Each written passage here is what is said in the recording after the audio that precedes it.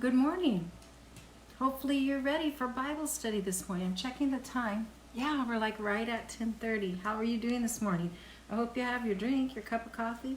Mine is emergency this morning because I'm increasing my vitamin C to fight off any colds or flu. It's good to see you this morning. I hope that you're doing well. Feel free to comment if you would like during the study. This is a little different because I'm at home. So hopefully we won't have any difficult interruptions, and I'll try to interact a little more if I can see comments or questions. I have a question for you because all of a sudden I went blank. I was looking over my notes for this morning's study, and I can't remember, when the two, we talked about this before, when the two kingdoms divided, so there was Samaria and Judea. I can't remember where they set up the worship in Samaria. So that's a little trivia. If somebody remembers that, put it on there, because in a little bit we're going to get to that, and I'm going to be going, oh, what was the name of the town that they worshipped in the northern kingdom? So if you remember that, that'd be great if you could make a note, because I didn't have time to Google it or anything, because I just realized I didn't write that down. I don't remember it. So anyway, it's good to see you, Judy. Glad that you're safe and back home. Looking forward to hearing your progress and updates. Keep giving us updates. And today we're going to be looking in John, and we're in chapter 3, at the very end of chapter 3, because we didn't finish it. We stopped at verse 21, I believe. So we'll finish John from chapter 3, starting at verse 22. And for those of you who haven't been in our study, I made our group public so that we will potentially have a lot of people watching who aren't really part of our group and maybe don't know what we've been doing. So we're doing a sort of a chronological study. So we started in Genesis like 2 years ago, and we're down to John, the Gospel of John. And you may say, well, just the Gospel of John? Well, because John was the oldest living apostle, and he wrote the Gospel of John to kind of append or to go with what had already been passed around in the other Gospels, Matthew, Mark, and Luke. And so he kind of added to and added his perspective since he was there too. It's nothing different. It's just his emphasis or the things he felt that were important about that. And you can imagine what they considered to be important to record in Matthew, Mark, and Luke at the time they wrote it. 30 years later, when John writes his, he may see other things, or 20 years later, 10 years later, he may see other things and think, oh, we should have emphasized this part, or this is becoming important. And we'll eventually finish the Gospel of John, and then we'll do 1st, 2nd, 3rd John, and then we'll do Revelation. And so since, we're at home, I've been doing some study on Revelation. I'm really looking forward to getting to that. And some of those historical events that were occurring at the time that John was alive, just the different historical things that are happening currently in his time really make a difference in probably his point of view, and the things that all of a sudden he's thinking, wow, we need to make sure we record this. Remember when Jesus said that? Remember when Jesus said that? So he's adding just little pieces and a little bit of perspective from time. So it'll be pretty interesting, I think. Sorry, I'm chewing on a cough drop. So today we're going to get started. I kind of wanted to give a little bit of an introduction. What time is it? Because I noticed when I watched the pastor's video this morning that by the time I got it on, he was halfway through that first prayer, and I really liked that first prayer. If you get a chance to watch this video, it'll be posted on the FSB website if you'd like to watch it. Right at the initial part is a really beautiful prayer. I didn't catch who he was quoting, but it was beautiful. So you might want to catch that if you can. I'm hoping to take a look at it later on. So it's good to see everybody. I hope you're ready for a great study this morning. Get out your Bibles, turn to John chapter 3, and we are going to be talking about the Gospel of John. So whenever John, he's the apostle, whenever he says John, he means John the Baptist. He calls himself the one whom Jesus loved. So we know he's talking about himself when he says the one whom Jesus loved. But when he says John, it's easy to get confused because we think, well, it is John, but he's talking about John the Baptist. He's not talking about himself. And we know that John the Apostle John is looking back and saying, okay, what are the things that we need to make sure record, because I'm the last living apostle, and so I need to make sure and get these things recorded for those who are continuing to minister and to reach out.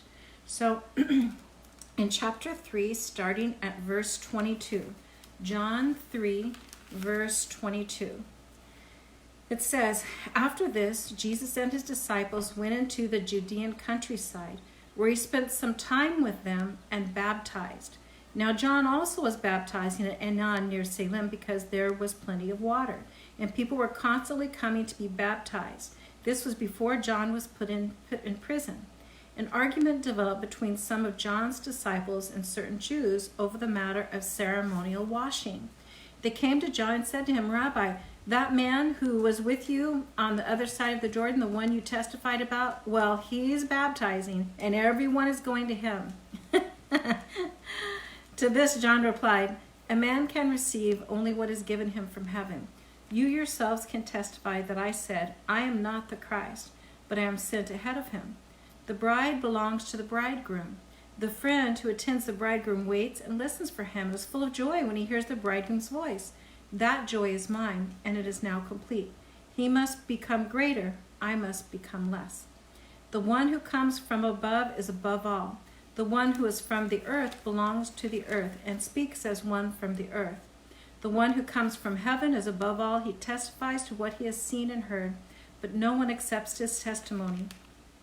The man who has accepted it has certified that God is truthful. For the one whom God has sent speaks the words of God, for God gives the Spirit without limit. The Father loves the Son and has placed everything into his hands. Whoever believes in the Son has eternal life, but whoever rejects the Son will not see life, for God's wrath remains on him. So the people are coming and saying, hey, John, guess what? That Jesus guy that you pointed out, he's been baptizing people over there. A lot of people are going to him. So they're like thinking it's a competition, right? It's something that John the Baptist would be concerned about, that there's this other guy who's, baptizing people too. And John the Baptist makes it clear that he is not the bridegroom. He's the one who is calling out that the groom is coming. And that time in their wedding ceremonies, they would be waiting for the different transitions. And we kind of have a similar thing, right? After the whole ceremony, the bride and the groom kind of go, and everybody's at the meal, and we're waiting for them to come in, and the after meal, right? And you're waiting for them to come in.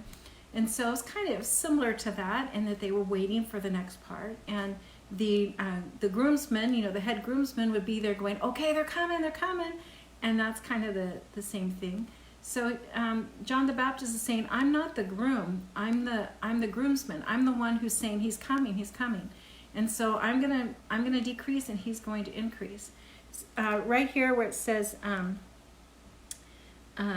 that John moved, he was baptized in another place. John followed the crowd. He was trying to, be where the crowd was at. And so John had moved up river a little bit. Let me show you the map here. Okay, let's see if I can do this. Oh, well, look what just happens to also be on my computer. Oh, how did that get there? My goodness, my grandson is on the computer. How'd that get there? And watch this. He's trying to raise his eyebrows. Good job, Ellen. You can raise your eyebrows. Ha ha. Ha ha. It takes a lot of concentration to raise those eyebrows. There you go. So there's your Sunday morning funny, huh? Okay, well, let's get back over here to where the map is at, which is what we really want to see, right? Okay, here's the map. Hopefully you can see it all right. Okay, so this was, they had gone to the different feasts. I think you can see, yep. They'd gone to the different feasts and ceremonies at Jerusalem, and now they're heading back this way, and here's where Jericho's at. And remember, we said that right here at the river near Jericho is where they would cross. And so right here is where they were doing those baptisms, where John the Baptist was. Now Jesus is in this area, and John the Baptist is kind of moved up. You can kind of see this trail that they would use to come up. They'd come up on this road that was on the outside, road path on this outside of the river there on the east side. And so they're over here, and now Jesus is kind of where John the Baptist was, and John the Baptist has moved up a little bit towards where people are going. So it's just following the path of where people are going. And so Jesus is now, John is identified that this Jesus is the one who's to come after, and everybody else is thinking there's some sort of competition, but John the Baptist makes it clear there's no competition. And then did you, right here on this last statement on verse 36, notice this restatement of what John had mentioned in verses 16 through 21. It's a clarifying and kind of a culminating statement that he makes right there. He says, the Father loves the Son and has placed everything in his hands. Whoever believes in the Son has eternal life, but whoever rejects the Son will not see life, for God's wrath remains on him. So, that's the part that's hard. When we talk about the offense of the gospel, Paul mentions the offense of the gospel. The offense of the gospel is that you have to accept Christ, and that's the part that can be difficult for people, because they feel like we're being mean because we're not including everyone. But it's not us. We didn't make the rules. We didn't create the earth. We didn't create all these systems that exist. We're simply the followers, and so we have the message, but sometimes that message is hard to hear and it can be offensive. And so that's why I've mentioned before that Paul was so careful to not create any other offense, because and it's kind of funny to think that Paul worked hard to not be offensive, because he was chased out of town and stoned and all kinds of stuff. But he tried to make sure that that there was no offense that he manufactured. That when he got to the part with the Jews where he told them that the law was no longer, how you approached God, that was when they took out the rocks. So it was a hard message to say that you have to accept Christ and follow Christ. And so we don't need to create any more offense, because basically what we're saying to people is that they need to accept Christ in order to have salvation. So that's enough. And there's it very succinctly and quantifiably stated right there. So that's a good verse to underline and have memorized. Okay, so I'm trying to look if I have... Nope. Okay, we're in chapter 4 then. We'll move on to chapter 4. And let me get my papers organized here. Okay, chapter 4, starting at verse 1. The Pharisees heard that Jesus was gaining and baptizing more disciples than John, although, in fact, it was not Jesus who baptized, but his disciples. Why? Why do you think that Jesus himself didn't baptize?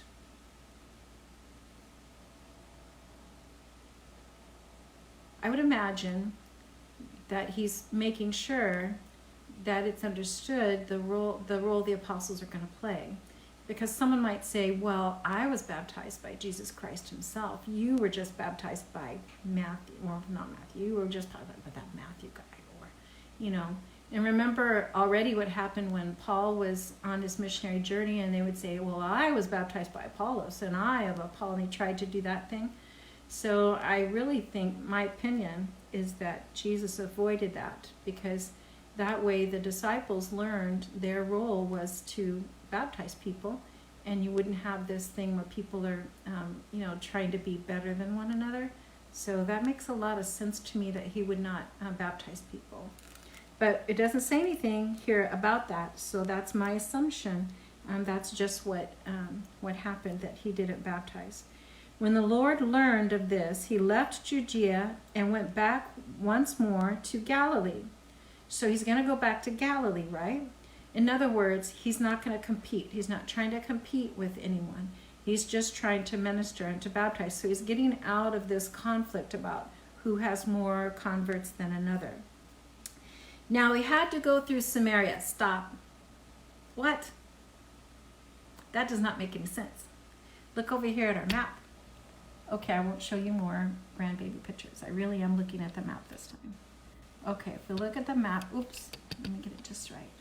Okay, if you look at the map, you can see that Samaria is up over here. And Judea is down here. And Jesus is over here. So does Jesus need to go from here over there to get here? No, he does not. In fact, the most narrow way is right here. You could just stay straight on this path and take the path they took commonly when they did the festivals, right? It was an easy path. It was along the river, so it was relatively low ground. It was just kind of a nice way to go. So why did Jesus go up this way and go into Samaria? In fact, John says in this thing, he says, now we had to go through Samaria. Okay, what if I said it this way? And what if this is the way John was thinking it? So he just had to go through Samaria. In other words, you had to do it, didn't you? You had to go into that part. Why did you have to do that? You were having success with the Jews here. Why didn't you just go straight up to Nazareth and continue reaching the Jews, the people that we consider to be the real Jews? That's kind of an interesting take on it, I think. So he had to go through Samaria. So he went to a town called Sychar. Sychar is right here. So he could have remained on this low river area, coming all the way up, having a relatively easy walk up to his home area. But instead, he comes up here and then trails off to Sychar.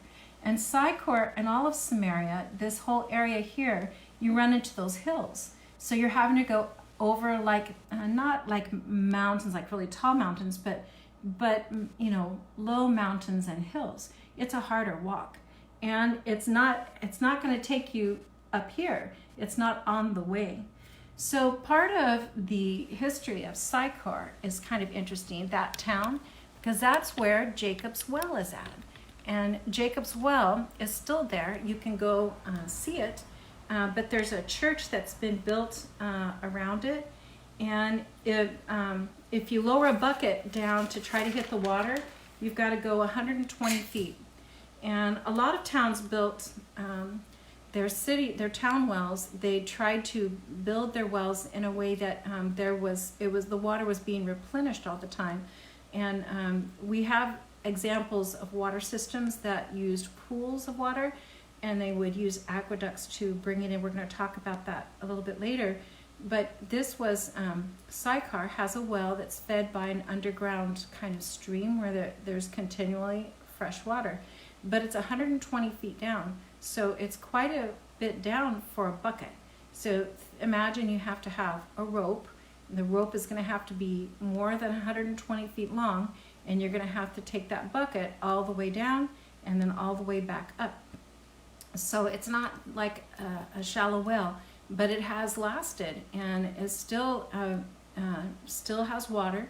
But there's a church built around it, and when you go to see it, it looks still. They haven't changed the actual well from ancient times, so the well itself isn't changed. So it's kind of interesting to see. I would really like to go and see that someday. So it says, the Pharisees heard that Jesus were gaining and baptizing more, down to verse 4. Now he had to go through Samaria. So he came to a town in Samaria called Sychar. And Sychar is near the plot of ground